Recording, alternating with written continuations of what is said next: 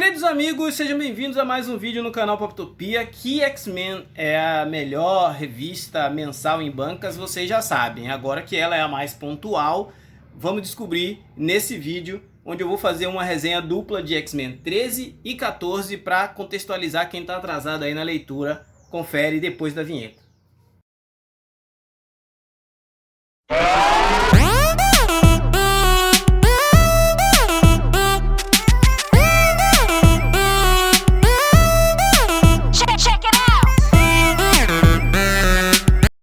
Amigos, hoje nós vamos fazer um review duplo, né?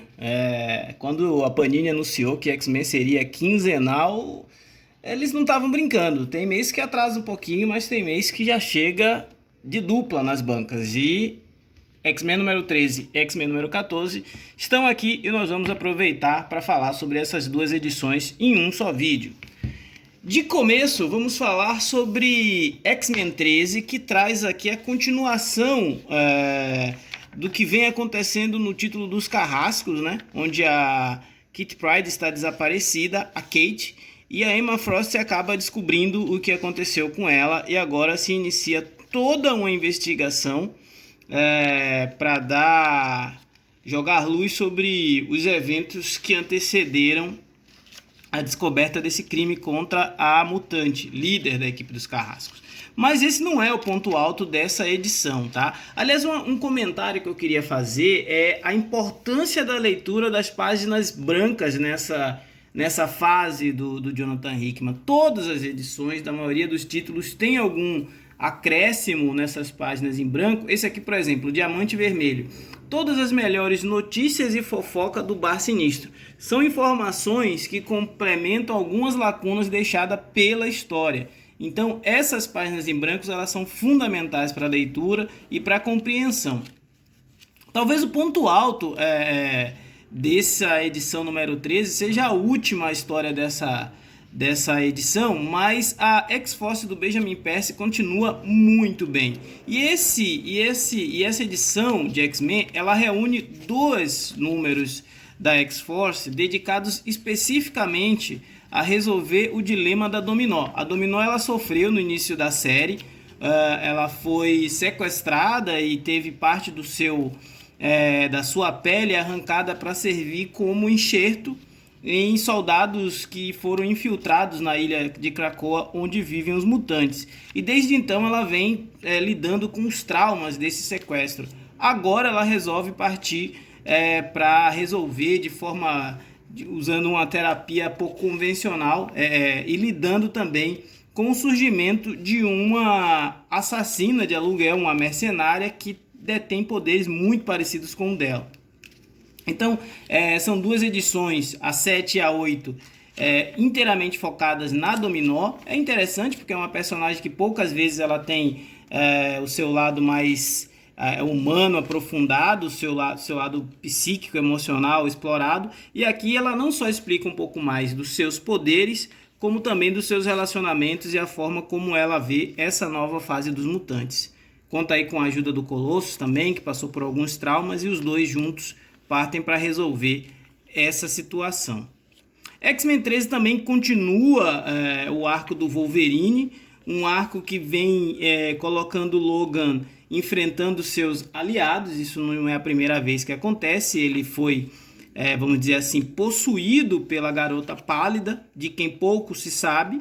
Essa Garota Pálida fez com que o Wolverine atacasse seus companheiros de equipe, e ele agora está lidando com as consequências disso, né?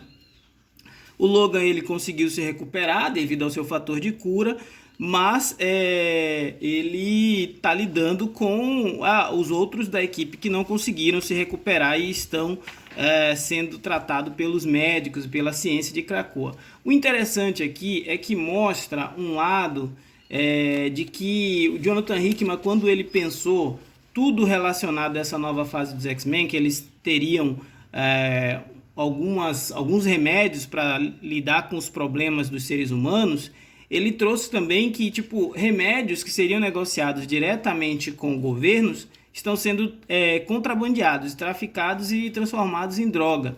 E a investigação do Wolverine é justamente nessa linha. Quem é o cartel? Quem está contrabandeando as pétalas das flores de Krakoa, quem está usando ela para produzir drogas, e ele acaba aí numa investigação que vai levá-lo a cometer algumas ações um pouco extremadas, né? O Logan ele parte para um diálogo com o Magneto em busca de solucionar uma questão que ele precisa resolver para enfrentar a Garota Pálida.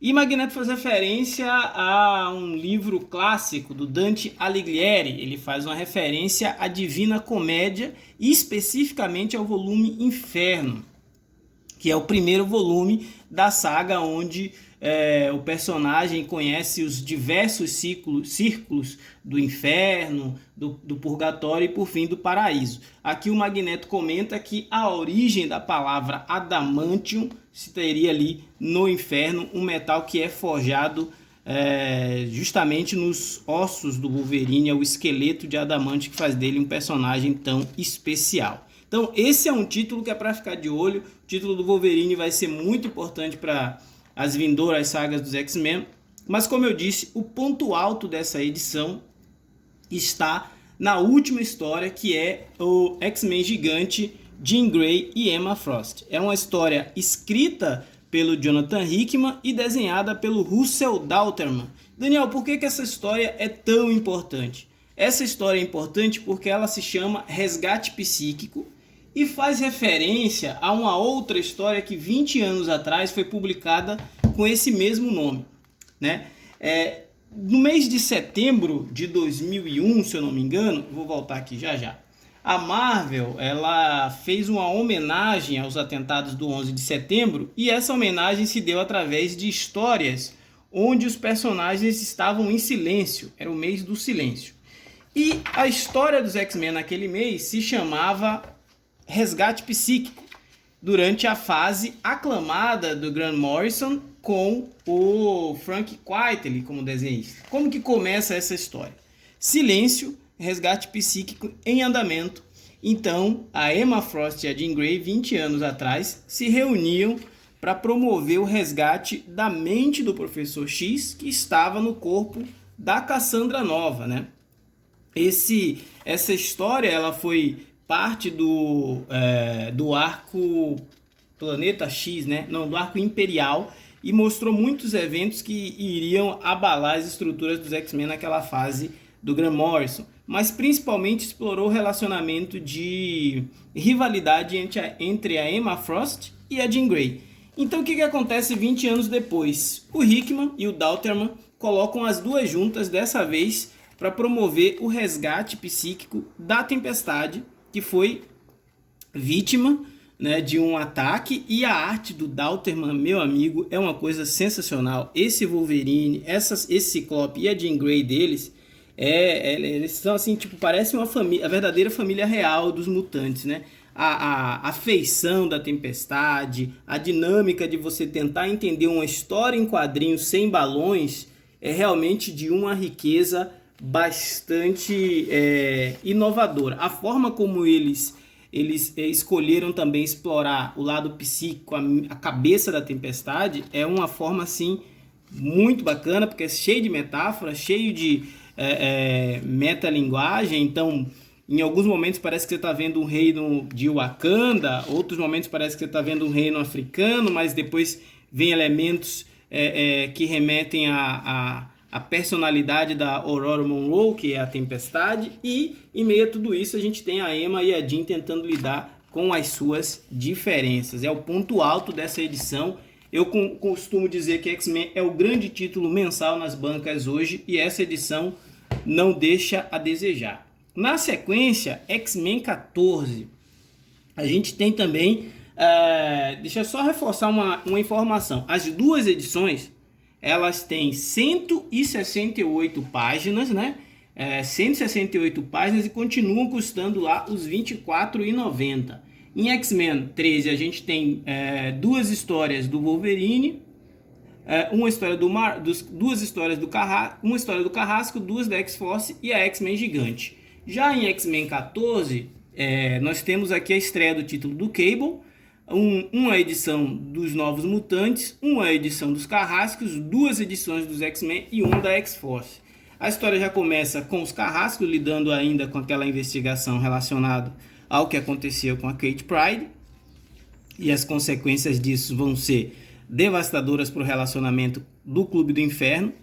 Na sequência, nós vamos ter os Novos Mutantes também lidando com uma aventura no Brasil, e aí a gente vai ver uma perspectiva de que o Brasil passou a perseguir mutantes e por conta disso cortou relacionamento com alguns países, inclusive com a nação de Krakoa. Essa personagem ela tem um parentesco, né, com uma comunidade que vive na Amazônia, que é a Nova Roma. Enfim, é uma história que ela é deslocada um pouquinho do que vem acontecendo nos demais títulos. O ponto alto de X-Men 14, que seria realmente, de novo, o título da X-Force, lidando com uma nova ameaça relacionada à vegetação de Krakoa, agora em Sierra Verde, que é um país aliado, e aí o Quentin Quire, o Wolverine e a Dominó partem para uma investigação, mas o interessante no início dessa história é a dinâmica social dos personagens. Aqui eu estou tentando encontrar uma página que não solte spoiler, mas essa página aqui é sensacional. É uma página que é quase onde está o Wally, né?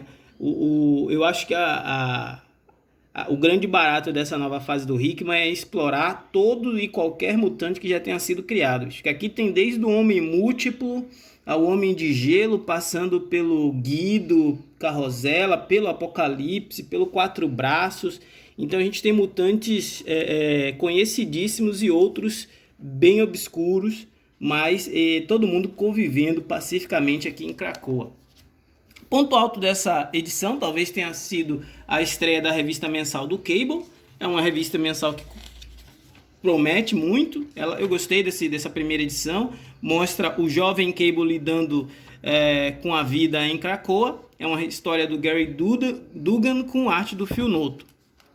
Mas no final é que a gente tem de novo a grande história, né? Que é a história sobre a ninhada. É uma história onde a ninhada ela vai vir atacar a ilha Nação dos Mutantes, e o Jonathan Hickman insere mais alguns elementos nessa grande trama que ele está construindo. Por isso que eu digo que é importante ler as páginas em branco. Aqui a gente vai ter algumas informações sobre o passado do Gabriel, que é o irmão mais novo dos 3 irmãos Summers, que é o Vulcano, e também as motivações do porquê a ninhada está vindo para a Terra atacar os mutantes, o que provocou isso e como lidar com isso, né? Isso também coloca no cenário os Shi'ars e também os Kree. Então o Jonathan Hickman vai mexendo várias peças. Ele já tinha feito isso na passagem dele dos Vingadores. Aqui ele de novo está construindo um grande